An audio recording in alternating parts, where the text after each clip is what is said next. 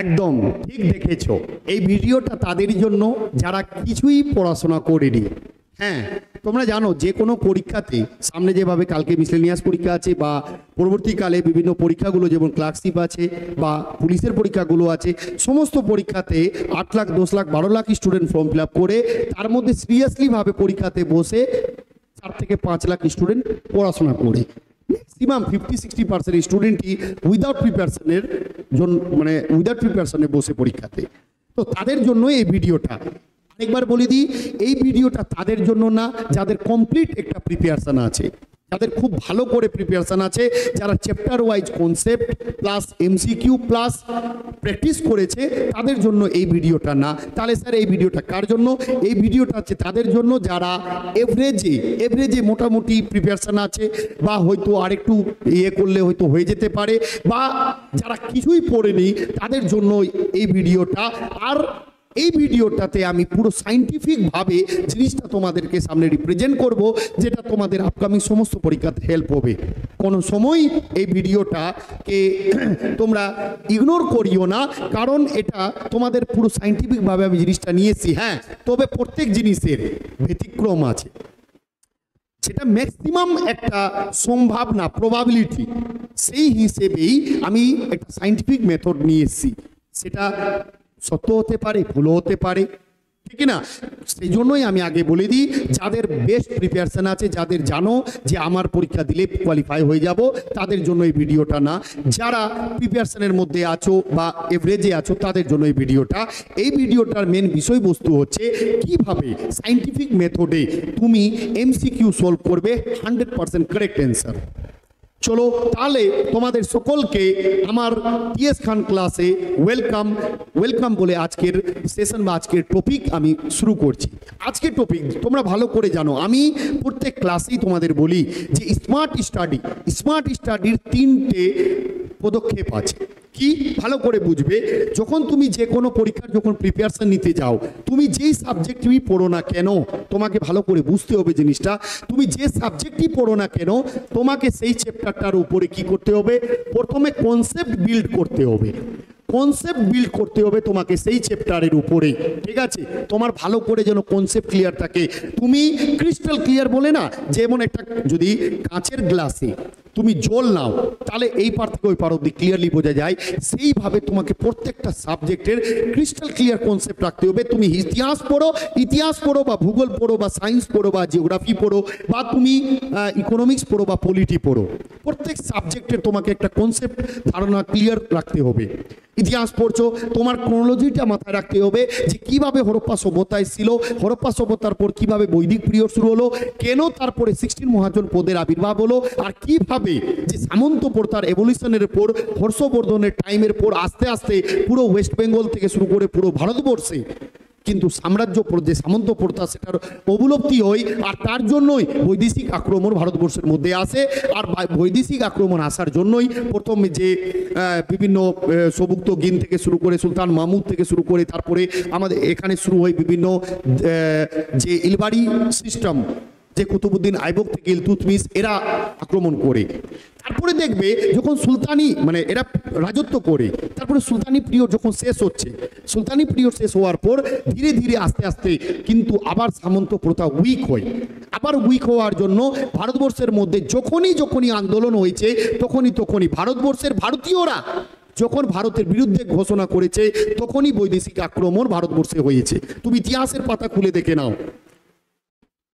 সেই সময় সুলতানি পিরিয়ডের সময় যখন ভারতীয় রাজারা, ভারতীয় যে প্রজা তারা উইক হয়ে যায়, আর তখনই এই ইব্রাহিম লোদি, মাহমুদ লোদি তাদের আমন্ত্রণে বাবর আক্রমণ করে আর মুঘল পিরিয়ড শুরু হয়। আর সেই মুঘল পিরিয়ডের শেষের দিকে ঔরঙ্গজেবের পিরিয়ডের পর সামন্ত প্রথার আবার অবলুপ্তি হয়। সামন্ত প্রথা মানে কি? পুরো সিস্টেমটাকে নিজের হাতে রাখা। সেই সিস্টেমটা শেষ হবে, তারপরেই সেই সুযোগের লাভ উঠাবে কে? ব্রিটিশ। আর ব্রিটিশ কিন্তু একদিনে না, ব্রিটিশকে 100 বছর লেগেছে। সালে 1610 সালে 1605 সালের দিকে ব্রিটিশরা আসতে শুরু করেছিল, আর 1757 পলাশির যুদ্ধের পর থেকে ব্রিটিশরা ভারতে দখল করতে পেরেছিল। তার কারণ ছিল একমাত্র, তুমি দেখবে মারাঠা পড়ো, বাংলা পড়ো, কর্ণাটক পড়ো, মহীশূর পড়ো, সব জায়গায় তখনই দখল করতে পেরেছে যখন একে অপরের কেউ সাপোর্ট করেনি, একে অপরের কূটনৈতিক বুদ্ধি চালিয়েছে, তখনই কিন্তু সে দখল করতে পেরেছে। এইভাবে করে ভারতবর্ষে তোমাকে প্রতিটা ইতিহাসের গল্পকে ক্রোনোলজিক্যাল মাথায় রাখতে হবে, তারপরে তোমার একটা কনসেপ্ট স্বচ্ছ ধারণা হবে। ভূগোলের ক্ষেত্রে ভূগোলের ভূপ্রকৃতির জন্য যে নদ নদীর যে প্রভাব, আর এই নদ নদীর পর যে ভারতবর্ষে ওয়ার্ল্ডের ক্লাইমেট অনুযায়ী ভারতবর্ষের ক্লাইমেট চেঞ্জ হচ্ছে, আর এই ক্লাইমেট বা জলবায়ুর জন্য ভারতবর্ষে আমরা স্বাভাবিক উদ্ভিদ দেখতে পাই, আমরা এখানকার বিভিন্ন মাটি দেখতে পাই, আর সেই মাটির সাথে আমাদের বিভিন্ন চাষ হয়, এগ্রিকালচার হয়, আর এই মাটির মধ্যে লুকিয়ে আছে আমাদের খনিজ সম্পদ, শক্তি সম্পদ, তার সাথে আমাদের বিভিন্ন শিল্পর ব্যাপারে জানতে হয়। এইভাবে ক্রোনোলজিক্যাল যদি তুমি প্রত্যেকটা সাবজেক্ট, আমি যেভাবে সায়েন্সের ক্ষেত্রে একটা কোষ সৃষ্টি থেকে একদম মৃত্যু অবধি কিভাবে হয় একটা পুরো সিস্টেমের পুরো কাহিনী তোমাদের শুনিয়েছি, ঠিক সেইভাবে পড়লেই তখনই তোমার একটা কনসেপ্টের স্বচ্ছ ধারণা হবে, আর তুমি কারেক্ট অ্যান্সার করে আসতে পারবে। কিন্তু আমি বারবার বলি, শুধুমাত্র কনসেপ্ট আর শুধুমাত্র প্র্যাকটিস করলেই হয় না, দুটো মিলিয়ে পড়াশোনা করতে হবে। তোমার প্রিপারেশনে যদি তোমার কনসেপ্ট বিল থাকে, দ্বিতীয় স্টেপ হবে তোমার সেই চ্যাপ্টারের উপরে, তুমি যে চ্যাপ্টার পড়লে সেই চ্যাপ্টারের উপরে প্রিভিয়াস ইয়ারের কোশ্চেন করো, তারপরে যে কোনো একটা স্ট্যান্ডার্ড বই থেকে এমসিকিউ সলভ করো, তারপরে একটা কমপ্লিট প্রিপারেশন তোমার একটা চ্যাপ্টারের উপরে হবে। সাপোজ ধরে নাও আমি ফিজিক্সের একটা চ্যাপ্টার পড়ালাম, লাইট চ্যাপ্টারের উপরে তুমি পুরো কনসেপ্ট ক্লিয়ার করো, তারপরে পিওয়াই কি করো, তারপরে যে কোনো একটা স্ট্যান্ডার্ড বই থেকে এমসিকিউ সলভ করো, তারপরে তুমি চলে যাও ওই সাবজেক্টের ওই চ্যাপ্টারের উপরে, তোমার আর কোনো কনফিউশন থাকবে না। এইভাবে যদি তোমার প্রিপারেশন হয়ে থাকে, তাহলে তোমাদের best of luck next upcoming এক্সামগুলোর জন্য। আর যারা আছো হয়তো শুধু প্র্যাকটিস করেছো, যারা এমসিকিউ সলভ করেছো বা শুধু প্র্যাকটিস করে প্রিভিয়াস ইয়ার কোশ্চেন দেখেছো, কনসেপ্ট যাদের অত ভালো রেডি নেই, বা যারা হয়তো শুধু কনসেপ্টই পড়েছো প্র্যাকটিস করোনি, তারা কিন্তু প্রত্যেকে পরীক্ষা হলে গিয়ে কনফিউশনে পড়বে। শুধু পড়ে গেলাম প্র্যাকটিস করলাম না, তখনই কনফিউশন পড়বে। তো যে কোনো পরীক্ষার ক্ষেত্রে তোমাকে তিনটে সমস্যার সম্মুখীন হতে হয়, 3 টাইপ কোশ্চেনের সম্মুখীন হতে হয়। একটা এমন অ্যান্সার যেটা তুমি ভালো করে জানো, একটা অ্যান্সার যেটা হবে তোমার কনফিউশন, আর একটা এমন অ্যান্সার যেটা তুমি টোটালি জানো না। তো প্রথমে তোমার পরীক্ষাতে যখনই কোশ্চেন পাবে, প্রথম তোমার স্টেপ হবে কি, প্রথম তোমার স্টেপ হবে যে যেগুলো ভালো করে কোশ্চেনটা কিভাবে, ধরে নাও 1 থেকে 200টা কোশ্চেন আছে, সাপোজ 1 থেকে 200টা কোশ্চেন, 1 2 3 4 এইভাবে করে 200টা কোশ্চেন তুমি পড়ো। শুধু পড়বে না, তোমাকে টিক মার্ক করতে হবে যেগুলো 100% তুমি জানো যেটা কারেক্ট অ্যান্সার আছে। সেরকম অ্যান্সারে ধরে নাও 1 নম্বরটা জানো কারেক্ট, তুমি কোশ্চেনে দাগ দিলে, 2 নম্বরটা জানো, 3 নম্বরটা জানো, 4 জানো না, 5 জানো না, 6 জানো, যেটা জানো না বা কনফিউশন হতে পারে সেটা বাদ দিয়ে দাও। যেটা 100% জানো, আগে সেগুলোকে তুমি কোশ্চেনে অ্যান্সারগুলোতে দাগ দাও, তারপরে তুমি ওএমআর ফিল আপ করে দাও। ঠিক আছে, এটা হচ্ছে তোমার 100% যখন জানো তখন তুমি সেটা করবে। সেকেন্ড স্টেপ হচ্ছে কিছু কোশ্চেন হবে যাদের ভালো প্রিপারেশনও আছে তাদেরও হবে, আর যাদের কিছু প্রিপারেশন নেই তাদেরও হবে কনফিউশন। থার্ড অপশন হবে কি, যেটা টোটালি তুমি জানো না।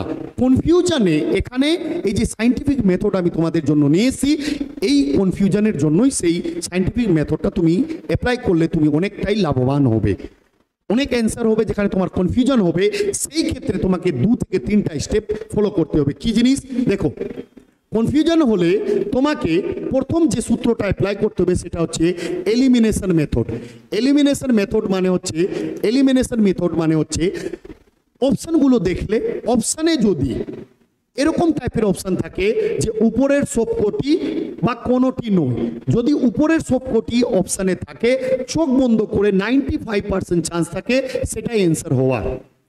আর যদি অপশানে থাকে যে কোনোটি নয়, তাহলে সেটা 5% চান্স থাকে অ্যান্সার হওয়ার। বুঝতে পারলে, 5% চান্স। তো সেটা সবসময় ইগনোর করবে।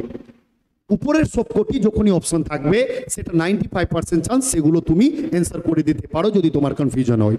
দ্বিতীয় টাইপের কনফিউশন কি আসতে পারে? দ্বিতীয় টাইপের কনফিউশন তোমার আসতে পারে যে কিছু সিমিলারিটি অপশনগুলোর মধ্যে সিমিলার থাকবে। আজকে হেডফোনে তোমাদের শুনতে একটু অসুবিধা হলেও হতে পারে, একটু কষ্ট করে আজকে শুনে নাও, ঠিক আছে, কারণ আমাদের মাইকটা একটু প্রবলেম করছে আজকে। তো সিমিলার অপশন, যেমন অপশন দিয়েছে option A DNA, option B RNA, option C chromosome, option D হচ্ছে হিস্টোন প্রোটিন। এইভাবে করে তোমাকে কিছু দেখো, এখানে সবকটা অপশন কিন্তু সিমিলার মনে হচ্ছে। কেন? কারণ ডিএনএ ক্রোমোজোম হিস্টোন প্রোটিন নিয়ে গঠিত, আরএনএ এদের গোত্রের আছে। তো সেক্ষেত্রে তুমি কি করবে? সেক্ষেত্রে তোমার যদি এক্সট্রিম কনফিউশন হয়, তো এখানে তুমি চলে যাবে বেক মেমোরি রিসোর্সে। বেক মেমোরি রিসোর্স মানে হচ্ছে, একটা এক্সাম্পল দিচ্ছি, যেমন ধরে নাও সাপোজ তুমি তোমার বাবা তোমার বাড়িতে কিছু তোমাকে দিল, যে এই জিনিসটা রেখে দে, তো তুমি নিলে, অত তো সিরিয়াস নাও নি, তুমি সেটা গিয়ে তোমার বাড়ির একটা কোণে রেখে দিলে, ঠিক আছে। তুমি এভাবে আসলে, এসে তোমার বাবা তোমাকে দিল, তুমি জিনিসটা নিয়ে তোমার বাড়ির একটা কোণে রেখে দিলে। এবার তুমি দেখবে যে তোমার বাবা অন্যদিন হয়তো চাইছে, তুমি আর খুঁজে পাচ্ছ না, তুমি মনে করতে পারছো না। তখন তুমি ইউটিলাইজ কি করবে? যে চাবি ঘুরাবে ব্রেনের, ঠিক আছে। সেটা হচ্ছে কি বেক মেমোরি প্রসেস, যে তোমার রিমাইন্ড করবে, আচ্ছা দেখি তো আমি এসছিলাম বাজার থেকে, আমার বাবা এসছিল, বাবা মাকে দিল, আমি ওটা নিলাম, গিয়ে একটা কোণে রাখলাম। এইভাবে করেও তুমি সেই অ্যান্সারে পৌঁছাতে পারো। কিভাবে? এখানে তোমার আছে এই অপশনগুলো, সিমিলার অপশনগুলো, তুমি একটু রিমাইন্ড করেছো। দেখো তুমি সিমিলার কেন চিনতে পারছো? কারণ তোমার একটা ধারণা আছে সেই কনসেপ্টের উপরে, সেই জন্য তুমি সিমিলারিটিটা খুঁজে বের করতে পারছো। তখন তুমি কি করবে? একটু রিমাইন্ড ঘুরাবে, আচ্ছা দেখি, হ্যাঁ কোষের মধ্যে নিউক্লিয়াস আছে, নিউক্লিয়াসের মধ্যে ডিএনএ আছে, ডিএনএর মধ্যে ডিএনএর মধ্যে হিস্টোন প্রোটিন আছে, ক্রোমোজোম আছে। এইভাবে করে যখন তুমি বেক প্রসেসে যাবে, তুমি 100% সেই জিনিসটা খুঁজে বের করে নিতে পারবে, ঠিক আছে। 100% খুঁজে পেয়ে যাবে। আর যদি নাও পারো, তুমি নেক্সট কোশ্চেনে চলে যাও, নেক্সট কোশ্চেন করতে করতে দেখবে হঠাৎ তোমার মাথায় চলে এসে, আরে দাঁড়া ওই কোশ্চেনের অ্যান্সার তো এটাই ছিল, বাস তুমি দেখবে অ্যান্সারটা করতে পেরে গেছো। বা দ্বিতীয় হচ্ছে যে কোনো মতেই মনে পড়ছে না, উপরওয়ালার নাম নাও, আর কি করবে যে ম্যাক্সিমাম, এটা সাইন্টিফিকভাবে বলছি, কোনো রকমের না, তুমি দেখবে ম্যাক্সিমাম অ্যান্সারগুলো সবসময় এ বি সি ডির মধ্যে হয়। কোনো সময় এ আর ডি, এক্সামিনার খুব কমই চেষ্টা করে এ আর ডি অপশনটা দেওয়ার, ঠিক আছে। চেষ্টা করে বি আর সি এর মধ্যে অ্যান্সার হওয়ার ম্যাক্সিমাম চান্স থাকে, ঠিক আছে। যদি তুমি সিমিলারিটি কোনো মতে খুঁজে না পাও, তখন তুমি বি সি এর মধ্যে বিতে যেতে পারো, ঠিক আছে। প্রথম তো অ্যাপ্লাই করবে রিমাইন্ড করার, যদি না পারো তখন এটা সূত্র অ্যাপ্লাই করতে পারো, ঠিক আছে। এবার নেক্সট হচ্ছে কনফিউশনের আরও রাস্তা কি, একদমই আলাদা অপশান। একদমই কিছু কিছু কোশ্চেন হবে একদমই আলাদা অপশান আছে। একদমই আলাদা মানে দেখো, একটা 0 আছে, একটা 15 আছে, একটা 25 আছে, একটা 135 আছে। 135 অনেক ডিফারেন্ট, তো তোমাদের মাথায় আসতে পারে 135 অনেক ডিফারেন্ট আছে, তার মানে এটাই অ্যান্সার হতে পারে না, সেটা অ্যান্সার ভুল, সেটা কোনো সময়ই হতে পারে না। এটা এক্সামিনার ব্রেন টেস্ট করার জন্য দিয়ে থাকে। দ্বিতীয়ত আরেকটু ডিফারেন্ট, তোমরা 0 দেখতে পাচ্ছ, এটাও অ্যান্সার হতে পারে না, অ্যান্সার 15 আর 25-এর মধ্যে হতে পারে। এবার বি আর সি এর মধ্যে কনফিউশন হবে, ম্যাক্সিমাম তোমার কনফিউশন বি আর সি এর মধ্যে হবে, সেক্ষেত্রে সিও অ্যান্সার হতে পারে, বি হতে পারে। এবার প্র্যাকটিক্যালি যেটা দেখা যায়, সাধারণত এগুলো ক্ষেত্রে বিটাই অ্যান্সার হয়ে বেরোয়, ঠিক আছে। আমি বারবার বলে দিচ্ছি, এই ভিডিওটা তাদের জন্য না যাদের প্রিপারেশন খুব ভালো আছে, এই ভিডিওটা তাদের জন্য যারা একটু তুক্কা মেরে শর্টকাট মেথডে বেরোতে চাইছে, বা যাদের প্রিপারেশন আছে কিন্তু এভারেজ প্রিপারেশন আছে, অত ভালো প্রিপারেশন নেই, ঠিক আছে। আমি বারবার বলে দিচ্ছি, আমি প্রথমে তোমাদের পড়িয়ে কনসেপ্ট রেডি করিয়েছি, এমসিকিউ সলভ করিয়েছি, তারপরেও যারা কিছুই জানো না তাদের জন্য হচ্ছে এই প্রসেস, ঠিক আছে। তো কি বললাম, যারা প্রথমে তুমি কি করবে, যেগুলো জানো সেগুলো করে নাও। দ্বিতীয়, যেগুলো কনফিউশন হবে, কনফিউশনের মধ্যে উপরের সবকটি বা সিমিলার টাইপের আসবে, বা তোমার মনে করতে পারছো না, তখন এগুলো টেকনিক তুমি অ্যাপ্লাই করতে পারো। নেক্সট হচ্ছে কিছু জানা না থাকলে, কিছু টোটালি তোমার জানা নেই একদম, যারা প্রথমে তো যাদের একটু ধরে নাও পরীক্ষাটা ভালো হচ্ছে, যাদের একটু পরীক্ষা ভালো হচ্ছে, কিছুই জানো না, ধরতে গেলে এখন অবধি পরীক্ষাটা ভালো যাচ্ছে, আর কিছু কিছু অপশন হচ্ছে যে টোটালি অজানা, প্রথমে তো সেটা বাদ দিয়ে দিবে, প্রথমে সেটা বাদ, এবার ধরে নাও যে তোমার 200টা কোশ্চেনের মধ্যে হয়তো 30-40টা তুমি সঠিক জানো, বাকি কিছুই জানো না, 170টাই তোমার জানা নেই। তখন তোমাকে কি করতে হবে? পরীক্ষা দিতে গেছো ভাই, কিছু তো গোল করে আসতে হবে। তখন তুমি চেষ্টা করবে বি আর সি এর মধ্যে ম্যাক্সিমাম চুজ করবে বি এর দিকে, তারপরে সি এর দিকে। তারপরেও আরেকটা নিনজা টেকনিক আছে। নিনজা টেকনিক মানে তুমি অ্যান্সার তোমার কোনো জানা নেই, তোমার 20টা বা 25টা অ্যান্সার জানা আছে, বাকি 160-70টা কোশ্চেন তোমার জানা নেই। সেক্ষেত্রে তুমি কি করবে? 1 2 3 4 5 6 7 8 9 10 এইভাবে 10টা কোশ্চেন আছে। প্রথম 5টা তুমি বিতে দাগ দিয়ে দাও, আর লাস্ট 5টা তুমি সিতে দাগ দিয়ে দাও। এইভাবে করে বি বি সি সি করে দিও, তুমি করে আসতে পারো যখন তোমার কিছুই জানা থাকবে না। বারবার বলে দিচ্ছি, ঠিক আছে? আর যাদের একটু পরীক্ষা ভালো হচ্ছে, যাদের প্রিপারেশন ভালো হচ্ছে, তারা কোনো সময় এগুলো টেকনিকে যেও না। যারা হয়তো পরীক্ষা ভালো হচ্ছে তারা কি করবে, যে এগুলো অপশান আসলে সেগুলোকে টোটালি বাদ দিয়ে দিবে। ঠিক আছে, বুঝতে পারলে? নেক্সট হচ্ছে এইভাবে করে তোমাদের শর্টকাট মেথডে নিনজা টেকনিক অ্যাপ্লাই করে তোমরা পরীক্ষা ভালো দিতে পারো, যদি ভাগ্য ভালো থাকে। আর ভাগ্য খারাপ থাকলে কিছু করার নেই। আর ভাগ্য তখনই খারাপ হবে যখন তোমার প্রিপারেশন হবে না, তুমি কিছুই পড়োনি, তো কোথা থেকে ভগবান বা উপরওয়ালা তোমাকে কিছু দিয়ে দিবে? তার জন্য তোমাকে পড়াশোনা করতে হবে, আর বেস্টভাবে পড়তে হবে, এমনভাবে পড়তে হবে যে বারবার বলেছি concept clear, practice, MCQ, PYQ, তার সাথে পরীক্ষা মানে পড়া ধরা। ঠিক আছে? আর এইগুলো পুরো সিস্টেম নিয়ে যদি পড়াশোনা করো তাহলে তোমার প্রিপারেশন কিন্তু খুব ভালো হবে। আর সেই জন্য এই সিস্টেমকে ফোকাস করে, এই সিস্টেম যে একদম প্রতিটা চ্যাপ্টারের এমসিকিউ মানে কনসেপ্ট বিল্ডিং, তার সাথে প্রিভিয়াস ইয়ারের কোশ্চেন প্লাস হচ্ছে প্র্যাকটিস, এইভাবে করে হাতে ধরে আমি করাচ্ছি অনলাইন আর অফলাইন আমাদের বেচে। মিসেলেনিয়াস পরীক্ষা তোমাদের হয়ে যাবে বা পরীক্ষা হয়ে যাবে যদি তোমাদের টার্গেট সামনে কলকাতা পুলিশ থাকে, ওয়েস্ট বেঙ্গল পুলিশ থাকে বা রেল থাকে। ঠিক আছে? তো এগুলোর জন্য ফোকাস করে মেনলি আমাদের অফলাইন ক্লাস আমি শুরু করেছি বেলগড়িয়া, আর আমাদের নতুন ব্রাঞ্চ ওপেন হয়েছে কৃষ্ণনগরে। ঠিক আছে? বেলগড়িয়া আর কৃষ্ণনগরে।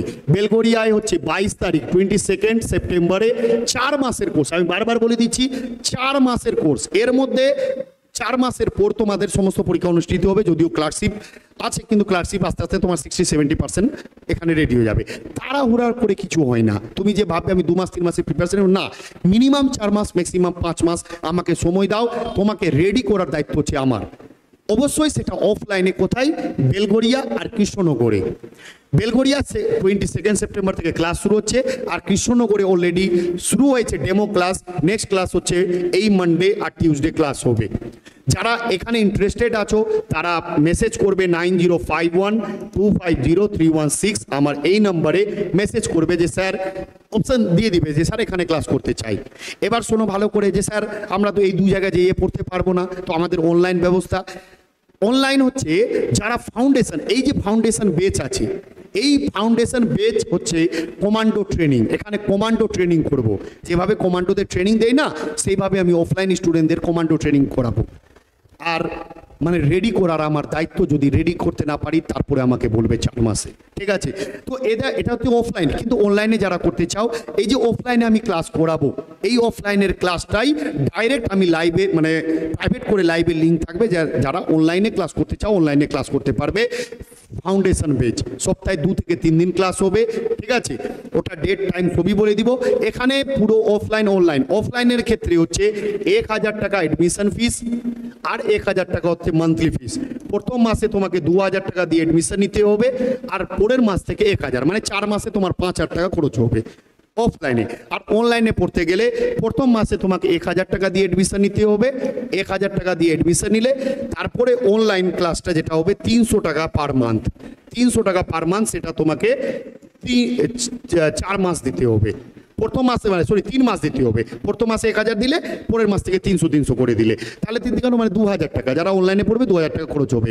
রেডি করার দায়িত্ব আমার, এটা গ্যারেন্টি দিচ্ছি। তোমার টার্গেট যদি রেল হয়, তোমার টার্গেট যদি পুলিশ হয়, ক্লার্কশিপ হয়, যাই হয়, এটা ফাউন্ডেশন বেস যেখানে পুরো তোমাকে তৈরি করা হবে।